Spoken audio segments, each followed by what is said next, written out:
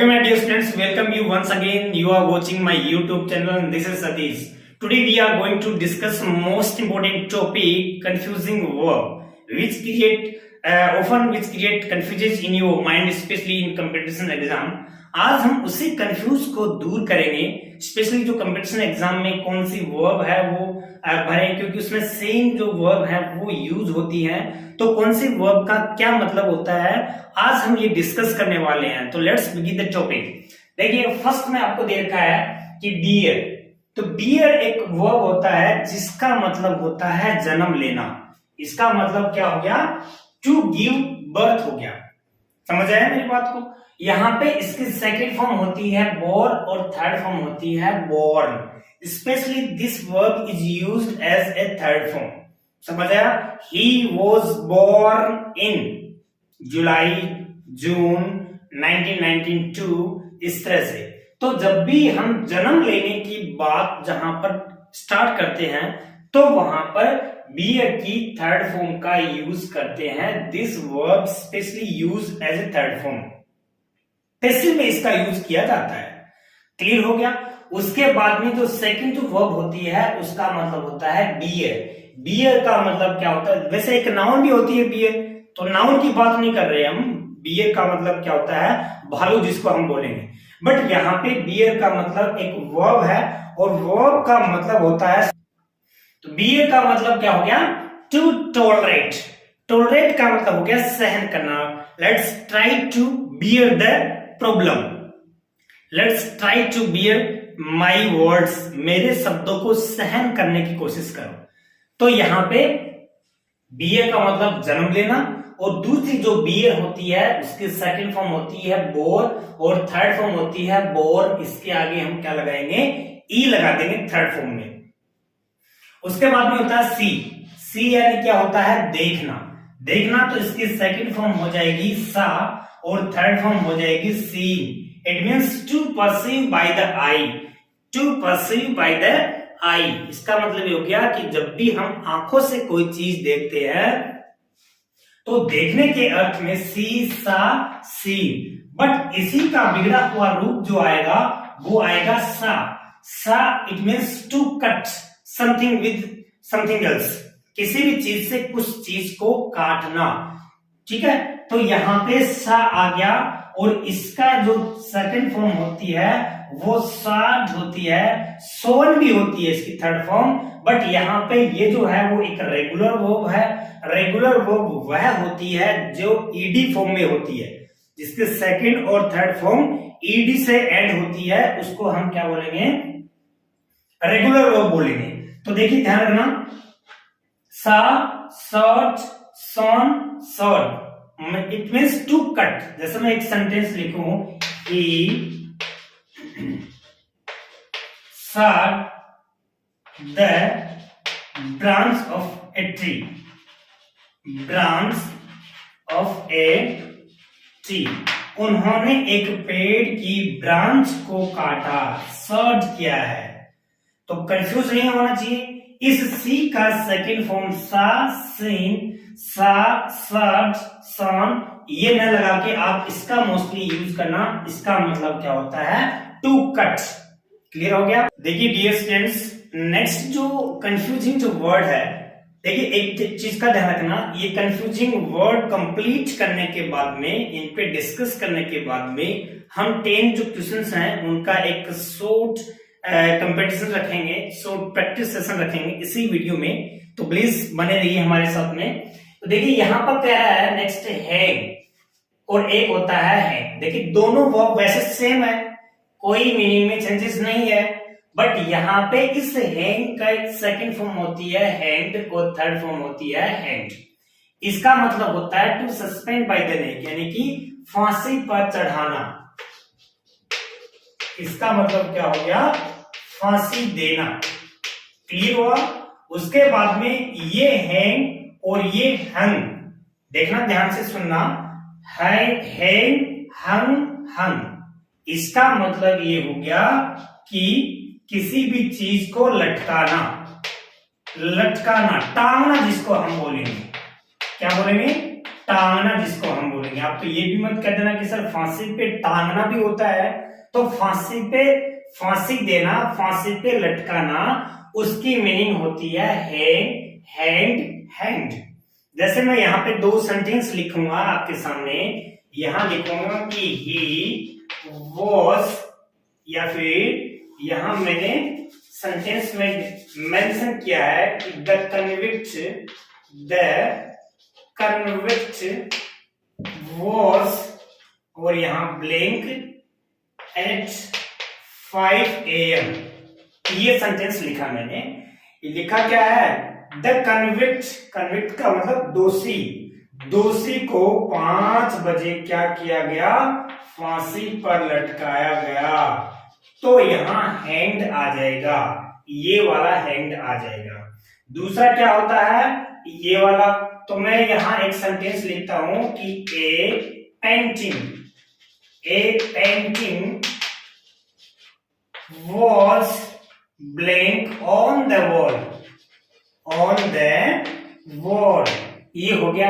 अब देखिए यहां पेंटिंग है, तो पेंटिंग को दीवार के ऊपर लटकाई गई है, तो यहाँ पे इसकी सेकंड फॉर्म जो है, थर्ड फॉर्म जो है, वो क्या हो जाएगी? हंग हो जाएगी। ये मोस्ट इंपोर्टेंट है। फांसी पर लटकाने वाली जो मीनिंग है उसकी HANG हैंग हो जाएगी, और यहां लटकाने वाली किसी भी चीज को दीवार पे लटकाते हैं तो उसके लिए हंग ये वाली हो जाएगी। तो that's, you should not be confused. यहां पर ये लटकाने वाली, फांसी देने वाली वो कौन सी होती है, और ये लटकाने वाली कौन सी होती है। उसके बाद में नेक्स्ट जो वो आती है फॉल और फेल। तो फॉल का मतलब होता है गिरना। फॉल का मतलब क्या होता है? गिरना। जैसे इसकी सेकंड फॉर्म क्या हो जाएगा? फेल, और थर्ड फॉर्म क्या हो जाएगा? फॉलन हो जाएगा। उसके बाद में फेल का मतलब क्या होता है? गिराना। फेल का मतलब क्या हो गया? गिराना हो गया, यानी कि जबरदस्ती गिराना कोई भी चीज को। समझ आया? तो यहाँ पे इसका जैसे मैं सेंटेंस लिखूं, the baby fell off the bed, ये आ गया। बेड से बेबी क्या हो गया? फेल ऑफ हो गया है, गिर गया है। यानी कि गिरने वाली जो वर्ब है फॉल, और इसकी थर्ड फॉर्म फॉलन, और यहां पे फेल्ड, जबरदस्ती। द ट्री वॉज फेल्ड, जबरदस्ती गिराया गया। किसको? पेड़ को गिराया गया। तो डोंट बी कंफ्यूज प्लीज। यहां गिरना की हो जाएगी फॉल, और गिराना की हो जाएगी फेल। क्लियर हो गया आपको? आगे है मेरे शेरों कि find, found, it means to come across. Come across एक फ्रेजल वर्ब है जिसका मतलब होता है टू मीट सडनली। ये फ्रेजल वर्ब बहुत बार मैं डिस्कस कर चुका हूं, इसको ध्यान में रखना है, ये आपके एग्जाम में आ सकती है। टू कम अक्रॉस, अचानक मिलना, यानी कि कोई भी चीज आपको मिल रही है, आप जा रहे हो और आपको 2000 का नोट मिल गया, अचानक मिला ना, तो उसके लिए I found a 2000 rupee note. Clear है? एक नोट मिला है। जैसे इसी सेंटेंस को हम यहां पे लिख सकते हैं, I found a 2000 rupee note, मेरे को एक 2000 रुपए का नोट मिला। तो कोई भी चीज को मिलने के लिए फाइंड मीन्स पाना या मिल जाना, ढूंढना जिसको बोलेंगे। समझ आया? ढूंढना। आई फाउंड माई अपॉर्चुनिटी, मुझसे मेरी अपॉर्चुनिटी फाउंड हो गई है, मिल गई है। दूसरा आपका आता है फाउंड का मतलब हो गया टू एस्टेब्लिश। टू एस्टेब्लिश नहीं कहते कि कई बार ये उस कंपनी का फाउंडर है, founder of Facebook, founder of WhatsApp, founder of जितने भी ये जो एप्स हैं उनके फाउंडर। तो फाउंडर किसको बोलते हैं? फाउंड से बना है, फाउंड से बना है मतलब उसको स्टेब्लिश करने वाला, स्थापित करने वाला। तो यहां उसकी थर्ड फॉर्म जो होगी, सेकंड फॉर्म, थर्ड फॉर्म क्या होगी? फाउंडेड होगी, फाउंडेड होगी। फाउंडर भी वर्ड जो है आपको ध्यान में रखना है। फाउंडर का मतलब क्या हो गया? स्टेब्लिश करने वाला। तो जैसे कि यहां पे क्या हो गया कि फेसबुक वॉज फाउंडेड बाय, कौन है वो फेसबुक को फाउंड करने वाला? ऑलमोस्ट। तो उसको ध्यान रखना कि ये कोई भी चीज की स्थापना जब होती है, this company was founded in 2004, ये कंपनी है वो 2004 में फाउंडेड हुई है, स्टेब्लिश हुई है। ध्यान रख लोगे? इसका मतलब पाना, ढूंढना, इसका मतलब स्टेब्लिश करना। उसके बाद में देखिए फ्लाई, फ्लाई मीन्स टू सोर, SOAR। यहां ये मैंने ये वर्ड लिखा है टू शो। टू शोर का मतलब होता है, देखिए एक तीन मीनिंग होती है, ध्यान रखना। मैं आपको एक सिंपली एक तीन जो मीनिंग है, तीन जो वर्ड जो है उन पे मैं आपको थोड़ी सी एक चर्चा कर लेते हैं, उनके ऊपर हम थोड़ा सा डिस्कशन कर लेते हैं, दिस इज वेरी इंपॉर्टेंट। देखो एक तो होता है ट्रेवल करना, TRAVEL। ट्रेवल का मतलब क्या हो गया कि आप कोई भी जमीन पे ट्रेवल कर रहे हो, समझ रहे हो ना मेरी बात? आप जमीन पे ट्रेवल कर रहे हो, जमीन पे यात्रा कर रहे हो, उसको बोलेंगे ट्रेवल। एक दूसरा जो होता है VOYAZE, वॉयज का मतलब हो गया समुद्री यात्रा। कौन सी यात्रा हुई? समुद्री यात्रा। यानी कि आप किसी भी शिप से ट्रेवल कर रहे हो, एक जो कंट्री है वो दूसरी कंट्री में जा रहे हो, और किससे? शिप से आप ट्रेवल कर रहे हो, तो उसका मतलब क्या होता है? वॉयज का होता है, उसका मतलब वॉयज होता है। ठीक है। उसके बाद में एक जो नेक्स्ट जो आती है वो टू शोर, यानी कि हवाई यात्रा कर रहे हो आप, फ्लाइट में जा रहे हो आप, आपकी अच्छी जॉब लगी, आप लोग महफिल करने, आप लोग एंजॉय करने, और फ्लाइट में जा रहे हो आप, फ्लाइट में जा रहे हो, तो उसका मतलब क्या हो गया? टू शोर हो गया। क्लियर है भाई? ये तो हमारी नॉर्मल क्या थी? वर्ब थी। तो इसका मतलब फ्लाई का मतलब क्या हो गया? उड़ना। फ्लाई का मतलब क्या हो गया? उड़ना हो गया। तो इसकी सेकंड फॉर्म हो गया फ्लू और फ्लोवन। वैसे ही इस फ्लो का मतलब क्या हो गया? बहना। इसका मतलब क्या हो गया? बहना। Flowed, flowed. देखिए मैंने ऊपर लिखा है टू मूव इन एयर, हवा में यात्रा करता है, उसको बोलेंगे fly. The crow flying, birds are flying, जो है एरोप्लेन इज फ्लाइंग। समझ रहे हो ना सेंटेंसेस? क्या हो गया? उड़ने वाली। द क्रो हैज फ्लोवन, इस तरह से। उसके बाद में आता है फ्लो। जैसे कि एक सेंटेंस में यहां पे आपके सामने लिखता हूं, मैंने यहां पे मेंशन किया है मच वाटर, मच वाटर, और यहां पे क्या हो गया? हैज, और ब्लैंक में मैंने लिया यहाँ पे FLOWN और FLOWED।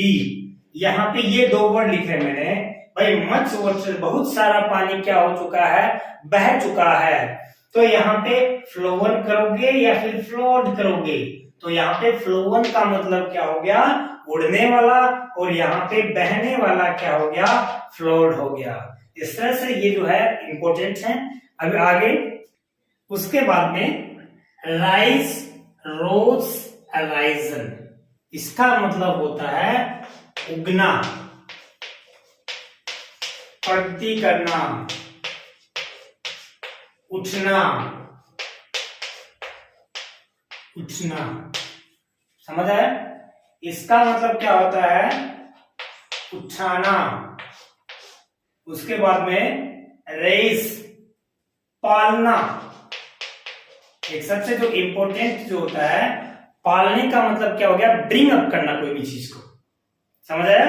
जैसे मैं लिखूं कि ही raised his 4 sons, his 4 sons, उसने अपने 4 बेटों को पाला। और एक रेज का मतलब कोई भी चीज, he raised many questions, he raised many questions। समझ आया आपको? बहुत से क्वेश्चंस उसने रेज किए, यानी कि पूछे, उठाए, क्वेश्चन उठाना, क्वेश्चन पूछना, ठीक है। और इसका मतलब क्या हो गया? राइज, उगना। The sun rises in the east. He rose from chair, वह चेयर से उठा। प्रगति करना, प्रॉस्पेरिटी जिसको हम बोलेंगे, समझ आया। उसके बाद में आगे आता है लाई। ही वॉज टेलिंग ए लाई। तो वहां ये नियम लागू होता है। ए लाई तो हमने इसलिए बोला है क्योंकि लाई जो है वर्ब को जब भी नाउन बनाते हैं सेंटेंस के अंदर, तो हम उससे पहले ए या एन का यूज करते हैं। यहां पे इसका मतलब हो गया झूठ बोलना, झूठ बोलना, telling lie. To make an untrue statement. Untrue का मतलब एक जो सच नहीं होता है, झूठा स्टेटमेंट देना, यानी कि झूठ बोलना। तो उसकी सेकंड फॉर्म लाइट और थर्ड फॉर्म लाइट। उसके बाद में क्या हो गया? लाई। लाई यानी वैसे, लाई यानी वैसे क्या करें कि to move in horizontal position. तो देखो, वैसे मैं आपको सीधे स्पाट शब्दों में बताता हूं कि लाई का मतलब होता है लेटना। लाई का मतलब लेटना। लेटने का मतलब क्या हो गया? लाई, ले और लेन। इसकी थर्ड फॉर्म क्या होती है? लेन। समझ आया क्या आपको? ध्यान रखना, ठीक है। तो लाई का इसमें क्या हो गया? ले, जैसे कि ही ले ऑन बेड, वह बेड पे ले हो गया। ही ले ऑन बेड, वह बेड पे लेट गया है। तो लेटने के अर्थ में इसकी थर्ड फॉर्म का ध्यान रखना, लेन होता है। उसके बाद में होता है ले। ले का मतलब एक तो टू सैक्रिफाई, बलिदान देना, और एक टू ले का मतलब टू हैच, HATCH। इसका मतलब क्या हो गया? अंडे देना, यानी कि ले एग, अंडे देना। क्लियर हुआ क्या आपको? यानी कि ले का मतलब क्या हो गया? लेड, लेड, ये ध्यान रखना, सैक्रिफाई करना, बलिदान करना, अंडे देना, इन तीनों का, चारों का थोड़ा सा ध्यान रखना है। उसके बाद में होता है विंड। तो एक तो विंड को, हवा तो होती है, हवा को ओड टू वेस्ट विंड, एक पोएम है बीबी शैली की। तो यहाँ पे विंड क्या है? विंड है वैसे तो इसका जो वर्ब के रूप में अपन इसका यूज करते हैं, तो विंड का मतलब होता है चाबी भरना। जैसे कि आप लोग अपनी जो वॉच होती है उसमें जब चाबी भरते हो, उसमें तो उसको क्या बोलेंगे? विंड बोलेंगे। तो इसका सेकंड फॉर्म क्या हो जाएगी? वाउंड, और थर्ड फॉर्म क्या हो जाएगी? वाउंड हो जाएगी। और ये वाला जो वाउंड है, इसका मतलब होता है टू इंजर, घायल करना। तो यहां क्या हो जाएगा? WOUNDED, वाउंडेड हो जाएगा। इसका क्या हो जाएगा? वाउंडेड हो जाएगा। तो आपको ध्यान रखना है, that's little bit important, but this is my responsibility to express in front of you.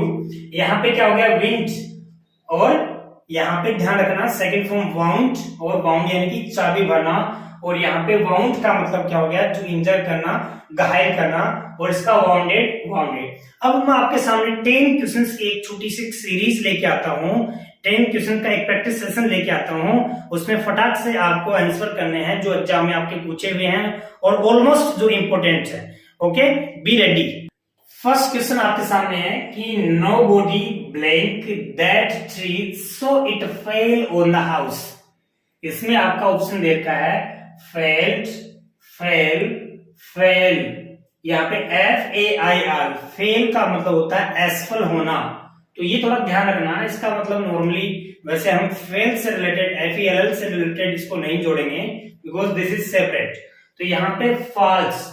अब यहाँ इसका कहने का मतलब यह है कि उस पेड़ को कोई नहीं गिरा सका।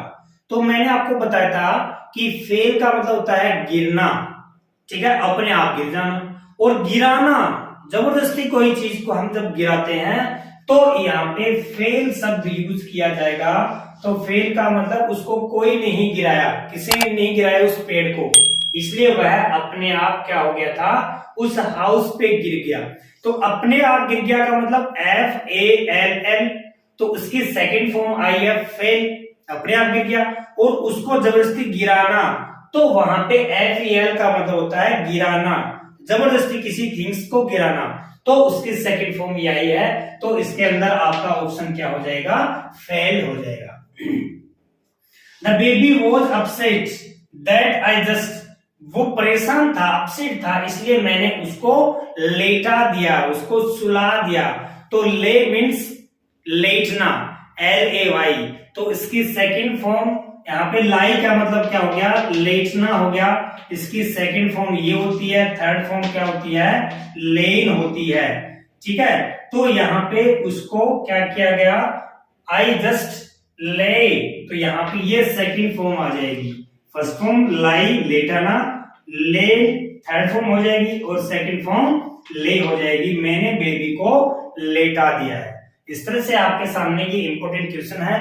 और भी क्वेश्चन नेक्स्ट देखिए, अगला है now that it's spring the sun has blink earlier. तो यहाँ पे सीधा सा ही है कि सन का मतलब होता है राइज होना, उदय होना, सूर्य का उदय होना, उसको इंग्लिश में बोलेंगे राइज। इसकी सेकंड फॉर्म होती है राइज, राइज रोज और राइजन, ठीक है ना, राइज रोज राइजन होती है। ठीक है, दूसरी बात क्या हो गया, यहाँ पे देखिए अलग अलग जो वर्ड है, एक होता है रेज, जिसमें हम previously we have discussed very well. यहाँ पे रेज का मतलब होता है कोई भी क्वेश्चन को रेज करना, मतलब उठना, पूछना, ठीक है। और रेज का मतलब क्या हो गया, टू ब्रिंग अप करना। और ये वाला जो रेज है RAZE, इसका मतलब होता है to demolish. To demolish means नष्ट करना किसी भी चीज को, ठीक है। अब देखिए यहाँ पे कौन सा आना चाहिए, यहाँ पे ये कह रहा है कि now that it's spring the sun has, तो यहाँ पे देखो ब्लैंक के बाद में हैज आया, इसका मतलब ये हो गया कि हैज हैव अपने आगे third form of the verb लेते हैं, ठीक है। तो इसमें से third form of the verb है वो कौन सी है और कौन सी आनी चाहिए, यानी कि एक वर्ब है राइज, भाई सीधी सी बात ये है कि राइज है उदय होना। अब इसकी सेकंड फॉर्म होती है रोज, और थर्ड फॉर्म हमें क्या चाहिए, राइजन चाहिए हमें। तो इसका आंसर क्या हो जाएगा, ये वाला हो जाएगा। A thief was blank back in the middle ages, यानी कि उसको उसकी बीच उम्र में ही। तो एक वर्ब होता है हैंग, किस हैंग का मतलब होता है फांसी देना, फांसी देना। और एक वर्ब होती है हैंग, इसका मतलब होता है टांगना या टंगाना। तो इसका तो क्या हो जाएगा, हंग हो जाएगा। थर्ड फॉर्म क्या हो जाएगी, हंग हो जाएगी। और दूसरा क्या हो गया, इसका हैंग्ड हो गया, क्या हो गया इसका, हैंग्ड और हैंग्ड, ये हो गया फांसी देने वाला। अब इसमें ये देखना है कि भाई थीफ को फांसी दी गई back in the middle age, ठीक है। तो फांसी दी गई, तो फांसी देने वाली हमें ये वाले वर्ब है, तो ये नहीं चाहिए, हैंगिंग नहीं चाहिए। हैंग जो होता है वो ऑलरेडी क्या है, फर्स्ट फॉर्म है। इसमें हमें क्या चाहिए, पैसिव फॉर्म, यानी कि third form of the verb चाहिए। तो यहां हमारी कौन सी वर्ब होनी चाहिए, ए ऑप्शन होना चाहिए, a thief was hanged back in the middle age. Clear हो गया। उसके बाद में नेक्स्ट आपके सामने है the toddler has blank of the Sunday. तो यहाँ पे सीधी सी बात ये है, टोडलर का मतलब हो गया एक छोटा बच्चा जो चलना उसने स्टार्ट किया है, ठीक है, जो चलना है, गिरता है, उठता है, चलता है, गिरता है, उठता है, दैट्स कॉल्ड टोडलर। तो यहाँ पे टोडलर है वो ऑफ द संडे, तो यहाँ पे इसका मतलब ये हो गया कि वह गिर गया, उसको गिराया नहीं गया है, गिराया गया है, उसका मतलब तो क्या हो गया भाई, यहाँ पे फॉल जो है या फिर फॉलन जो है ये आ जाए। तो देखो यहाँ पर जो FELL इसका मतलब हो गया गिराना, तो उसको गिराया थोड़ा ना किया, वो खुद क्या हुआ है, फेल हुआ है। फेल का मतलब खुद गिरा है, जो खुद गिरता है उसको हम बोलेंगे फेल। और उसका सेकंड फॉर्म क्या हो जाएगी, फॉल। थर्ड फॉर्म क्या हो जाएगी, फॉलन हो जाएगी। तो देखो इसमें आपका ऑप्शन क्या आ जाएगा, बी ऑप्शन आ जाएगा। उसके बाद में नेक्स्ट कह रहा है she certainly blank all her cards मतलब किसी भी चीज को रखना या लेटाना या फिर उसको हॉरिजेंटली क्या करना, उसको यहाँ पे रखना। तो यहाँ पे हमारी जो क्या आ जाएगी, second form of the verb होती है लाई का मतलब क्या हो गया, किसी भी चीज को लेटाना, किसी भी चीज को रखना। तो उसका जो second form of the verb है लेट, ये इसमें क्या आ जाएगा, इसका यूज हो जाएगा। तो यहाँ पे हमारा ए ऑप्शन आ जाएगा। क्लियर हो गया। इस तरह से हमने कुछ जो इंपॉर्टेंट क्वेश्चंस हैं वो रखे हैं। इस तरह से आज का जो सेशन है वो बहुत ही इंपॉर्टेंट है। इसमें से कुछ कंफ्यूजिंग जो वर्ड्स जो हैं वो आपको एग्जाम में पूछी जाती हैं। तो प्लीज हमारे जो वीडियोज हैं उनको लाइक करते रहना, शेयर करते रहना, और भी इंटरेस्टिंग जो थिंग्स हैं उसके लिए आप कमेंट बॉक्स में हमें अपनी जो डिमांड है वो हमें अवगत कराते रहना।